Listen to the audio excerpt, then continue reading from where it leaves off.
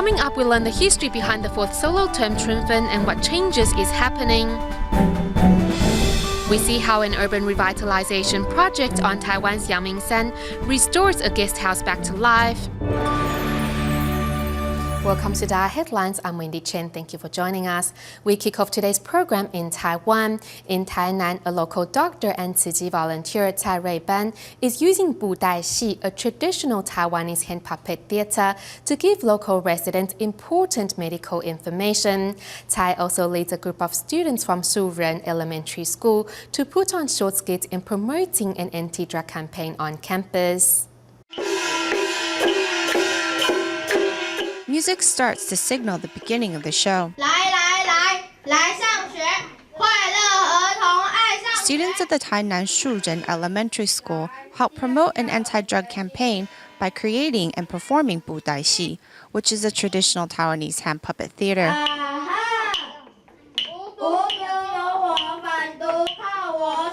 This is the first time I have used 布袋戏 to promote an anti-drug campaign.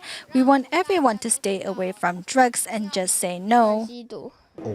Puppeteering is what makes us stand out from others. Through play acting with different characters, we bring a fun element to the anti-drug campaign. Through the students' creativity, 布袋戏 puppets teach the audience the right message in drug prevention.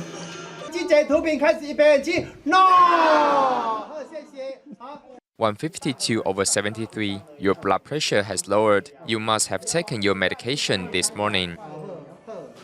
Back to his normal job, Cai Ruiban conducts a free clinic at a community center in Tainan and takes time to teach these seniors proper medical ideas using 布袋戏. This jar of pills sold for 8,000 yesterday. 8,000 yesterday. Today.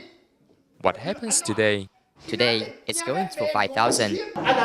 Don't purchase medicine from unknown sources. Look at the pills and medications that are stored up in your home. A 布袋戏 performance can help everyone remember the message better. A lover of this type of traditional theater since young, even after he became a doctor and established a clinic in his hometown, Cai's passion for 布袋戏 could not be extinguished. There was a 布袋戏 seminar in Kaohsiung, so I lied to my wife and said I was taking my son on a father-son vacation, but we really went to learn how to be puppeteers. Instead of delicious food, you take a bunch of pills. Be careful and don't take non-prescribed medicine. Dr. Cai maintains his love for 布袋戏 while safeguarding the health of seniors in Tainan, entertaining while teaching the right ideas about medicine. Staying in Taiwan, March 21st marks Chunfen, which is the fourth of the 24 solar terms on our calendar. Chunfen is when the sun shines directly at the equator, and from this day on, the days will become longer for those in the northern hemisphere. It is also a time when many animals come out of hibernation and flowers blossom. Let's take a look. Our home, the Earth, is the only planet in the solar system where living beings exist. As it orbits the sun, we experience 4 different seasons. A complete rotation around the sun is 360 degrees, which takes 365 days, and that is divided into 24 solar terms, meaning that every 15 degrees the Earth rotates is a new solar term. While the Earth rotates about its axis, it also orbits the sun, creating day and night. Chunfen is a time when the equatorial plane of the Earth's rotation intersects with the path of the sun.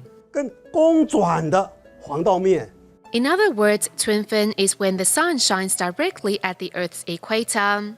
Regardless of which part of the planet we live in, day and night are exactly divided into half, with 12 hours each. Due to the excess tilt of the Earth, those living on the northern hemisphere experience spring, and Chunfen also mark the middle of spring. A Chinese proverb says that if thunder strikes on the second day of February of the lunar calendar, and the rice ears weigh heavier than hammers, it means a fruitful harvest is guaranteed for the year ahead. 大丰收。 This year's spring thunder struck on the evening of March 12th between Jingze and Chunfen, which is considered the right time. The thunder represents the arrival of spring when all the animals come out of hibernation.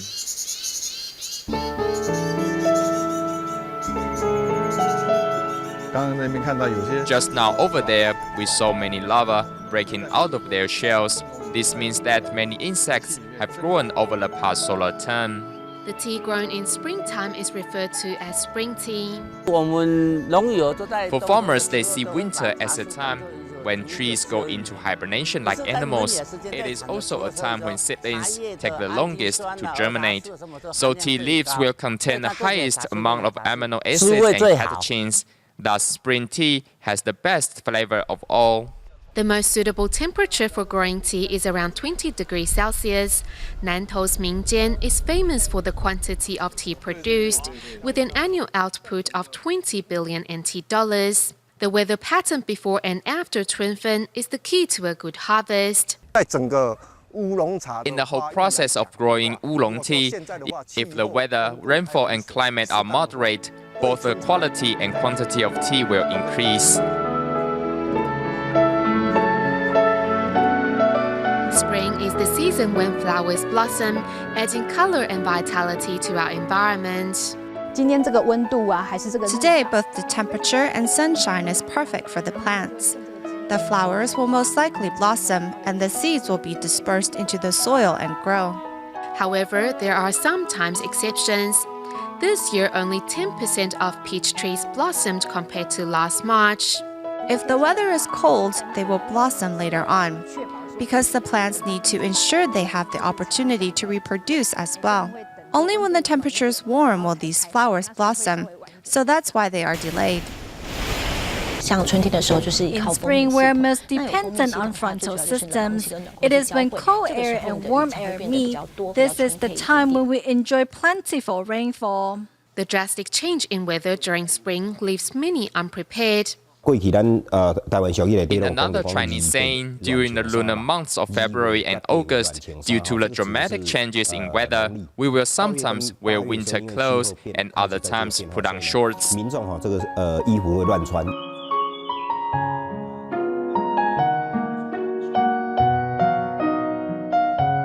As planets orbit, the change in climate influences the way we live. What's most important is that we have a pattern of ups and downs, and it is through these changes that we are able to nurture life and stick to a certain lifestyle.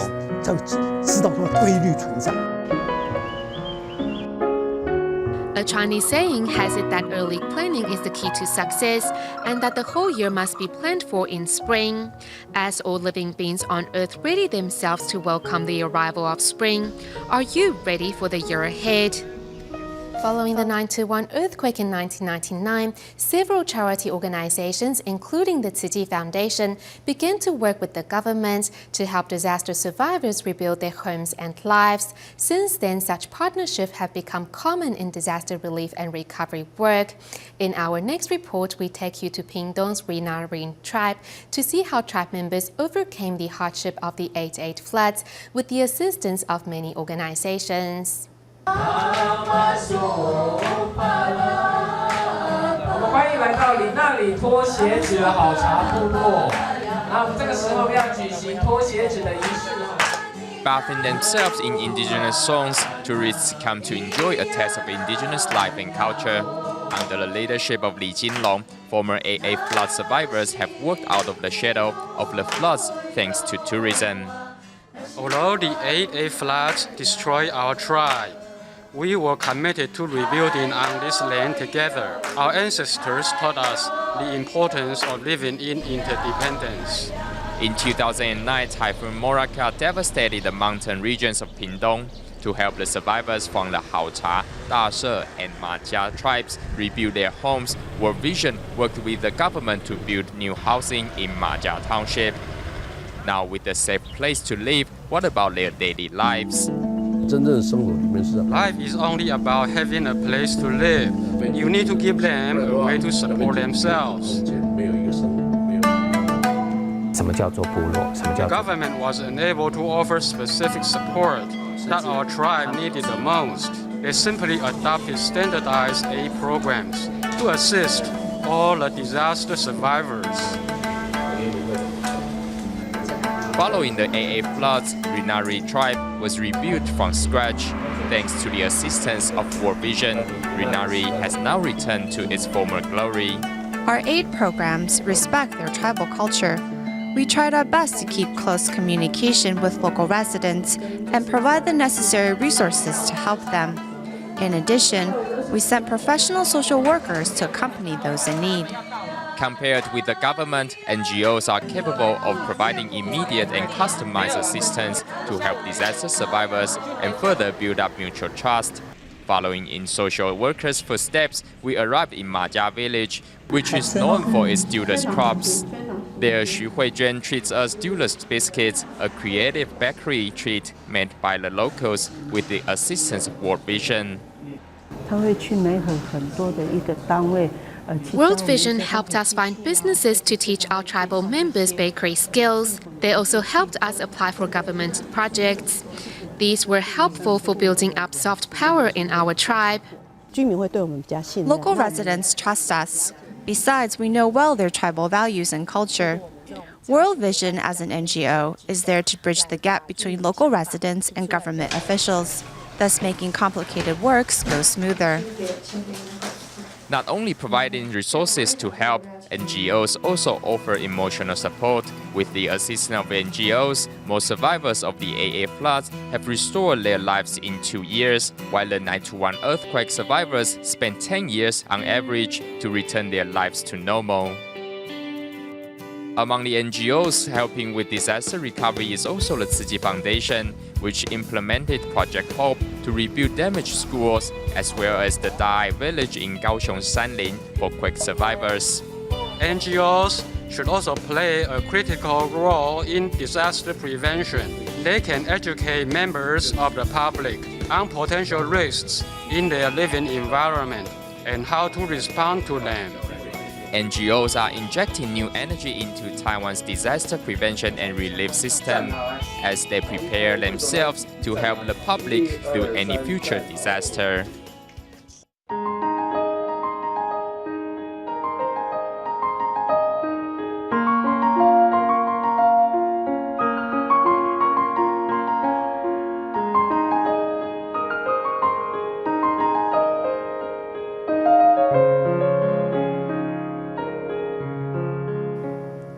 In our continuing coverage on those who have benefited from participating in the initiative to watch Master Zheng Yan's Wisdom at Dawn broadcast, we meet Huang Lili from the Tzu Chi Malacca chapter in Malaysia. Huang's family was once harmonious, yet a difference of opinion between her two brothers caused tension in her family for several years. Thankfully, Huang gathered the courage to solve the situation after absorbing the Master's wisdom. At every family gathering, the two Huang brothers were always by their mother's side. However, in 2007, a difference of opinion about their mother's funeral arrangements caused the two brothers not to speak to each other for 7 years. Stuck in the middle and worried was Huang Lili. I said to them, how much longer are you two going to continue freezing each other out? We are not getting any younger. There's only the three of us. Huang Lili had no idea how to fix her brother's relationship until she participated in the initiative to watch Master Zheng Yan's Wisdom at Dawn broadcast. Upon hearing the Master say, in order to dissolve bad affinity, one has to let go of things, Huang Lili plucked up her courage and spoke to her younger brother. The Master talked about filial piety and sibling relationships, and it reminded me of the situation my brothers are in. Then I thought, how many of my friends have passed on? It was time to make a change. Sibling relationships are important to her, and she didn't want us to continue holding on to a grudge.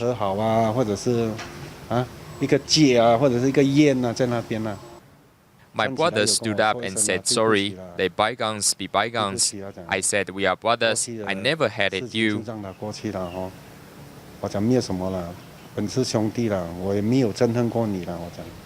In taking a stand and speaking her mind, Huang Lili also overcame a personal obstacle as well.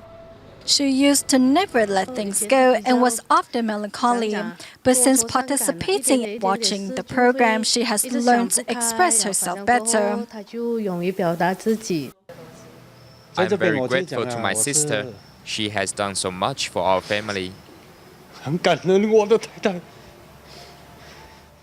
I can say is thank you.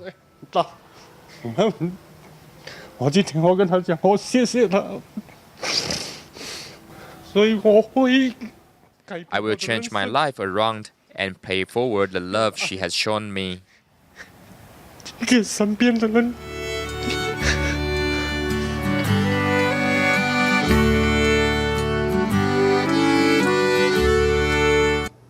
In the third of our reports on urban renewal, we travel to Yangmingshan in Taipei to take a look at Project URS-27M, which was originally a guest house for officials of the Taipei Water Department. However, now over 50 years old, the building has long stood unused.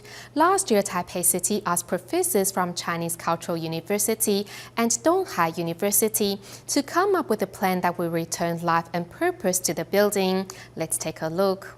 In addition to flower viewing and hot springs, there is now another reason to visit Yangmingshan. Located at number 27 Kaishan Road is a former dormitory and conference building of the Taipei Water Department. Today, the building is known as URS-27M. Our method was to leave it untouched as much as possible, but since we hoped to open up the space a bit, we got rid of the exterior wall, which was this high, but the surrounding vegetation we kept. Abandoned for many years, the former dorm and its grounds were in a state of disrepair and neglect. Working together with the teachers and students of Chinese Cultural University and DaAi University, with what was to be the first URS outside of Metro Taipei. Through this movement, we were able to give an abandoned structure a new purpose. Our work here involved a deeper understanding of the area and the role these mountains have in our lives. Instead of a gravel pathway, a wooden deck greets visitors.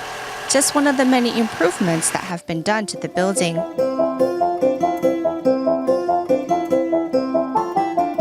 The entrance to the attached garage has become a place to sit and enjoy the garden view, or in the future, maybe even a place to have a cup of coffee or tea. The mossy roof and the decades-old osmanthus tree in the garden were left untouched. Thus, visitors will find the area, despite its age, filled with a sense of life and vitality. Look at how beautiful it is. Living with a tree outside your window is something that is very rare in the city. The M in the URS-27M stands for mountain, and this project has the ancillary goal of reminding Taipei's residents of the presence of the beautiful mountains that surround them. This location will hopefully help residents become more aware of the mountains and forests that lie just outside the city. Although the mountains are so close, maybe because we are spoiled, but we have no connection with them. Yangmingshan is rich in wildlife, fauna, and breathtaking scenery. Poet Deng Chouyu wrote many poems regarding Yangmingshan, several of which are now displayed at URS-27M as another reminder of the beauty of this mountain. After removing the ceiling boards, we can see the wooden supports made of cedar and fir. In addition to serving as an art gallery, URS-27M also holds various movement workshops to teach people how to relax and escape the frenetic pace of modern-day life. Typically, those who live far from the mountains seem to admire those who live in the mountains. In the movement class we first held, we have 4 to 5 groups of families from Taoyuan that came to study with us. With its 4 seasons, Yangmingshan is a continually changing kaleidoscope of beauty, and URS-27M now provides a place where visitors can take in that beauty at a leisurely pace. So next time you come to Yangmingshan, maybe skip the frantic flower viewing and slow down your mind and footsteps. Enjoy the beauty, both natural and man-made, while you breathe in deep the life that is Yangmingshan. Staying in Taiwan, the Taipei City Construction Management Office has been working with the Taipei Professional Civil Engineers Association to offer free safety checks for old buildings. Upon receiving a request, a team will be sent to evaluate the condition of the buildings before offering suggestions for improvements. This door should be locked up. To ensure smooth evacuation in an emergency, fire exits in buildings shouldn't be locked up, and staircases should be kept empty at all times. If the steel in the building is rusty, it will affect the whole structure. Not only can rusty steel be a danger, old and unattended electrical equipment may trigger fires, putting residents at further danger. Those are not stainless screws. Loose billboards or air conditioners pose a threat to passers-by safety. Through such checks, safety concerns such as these are all uncovered. In our evaluation report, we will provide professional advice. If the building requires a structural check, we will also note that in our report. Technicians first fill in an initial evaluation form before creating a complete report for residents to review. When conducting a building check, technicians normally work in teams. Most come from an architecture or civil engineering background and are required to possess fire protection and public safety inspection certificates. Thanks to these free safety checks, Taipei citizens can feel better about the safety of their homes. In our final report, we meet Guo Fangyuan, who used to own a bed and breakfast in Jiayi County. However, 4 years ago, Guo's life took a turn when Typhoon Morakot destroyed his livelihood. To reciprocate the love he received following the disaster, now a restaurant owner, Guo decided to provide meals to senior residents in his community free of charge. Busy preparing meals with his wife in the kitchen, this is restaurant owner Guo Fangyuan. However, he is not cooking meals for paying customers but seniors in his community. We received tremendous help from people following Typhoon Morakot. We want to reciprocate their kindness, so we decided to help the seniors in our community. 4 years ago, the mountain area of Jiayi County was severely damaged by Typhoon Morakot. In just a day, Guo Fangyuan lost everything, including his bed and breakfast. Later, he decided to move to the city to start a new life. When we were still living up on the mountain, we shared everything with our neighbors. Everyone was willing to contribute their love whenever a family was in need.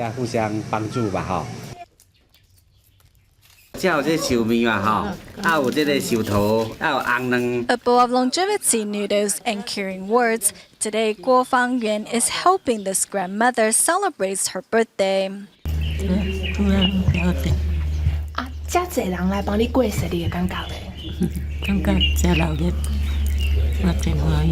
Although he had to leave his hometown to start a new life, Guo Fangyuan says offering meals to these seniors has helped him find a sense of belonging and a new purpose in life. We go to Indonesia at the end of today's show. The Sinarmas Group recently invited their partners to do good deeds every day by adopting bamboo coin banks. We'll leave you with these images. Thank you for watching DaAi Headlines. Goodbye.